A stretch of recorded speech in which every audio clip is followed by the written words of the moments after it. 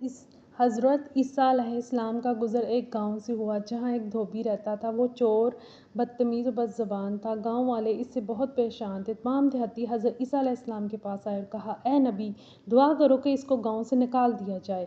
حضرت عیسیٰ علیہ السلام نے فرمایا، ہم کسی پر لعنت نہیں بھیجتے، ہم ہدایت کی دعا کرتے ہیں۔ اسی دوران دھوبی کپڑے دھونے کے لیے دریا کے کنارے چلا گیا۔ اسی وقت ایک بھوکا بھکاری آیا اور کھانا مانگا۔ دھوبی کے پاس صرف 2 روٹیاں تھیں، لیکن اللہ کا نام لے کر اس نے دونوں بھکاری کو دے دیں۔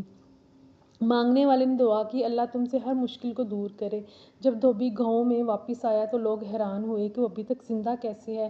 حضرت عیسیٰ علیہ السلام نے انہیں بلایا، پوچھا، کیا تم نے آج کوئی اچھا کام کیا ہے؟ دھوبی نے روٹی دینے کا واقعہ سنایا۔ اللہ کی طرف سے وحی آئی، اس کا بنڈل کھولو۔ پوٹلی کھولی تو اندر ایک کالا سانپ تھا، لیکن اس کا منہ بند تھا۔ حضرت عیسیٰ علیہ السلام نے سانپ سے پوچھا، تم نے اس کو کیوں نہیں کاٹا؟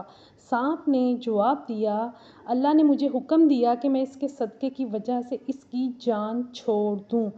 پھر فرمایا، ایک نیکی نے تمہارے سارے گناہ معاف کر دیے، اب ہمیشہ سچائی اور نیکی پر قائم رہو۔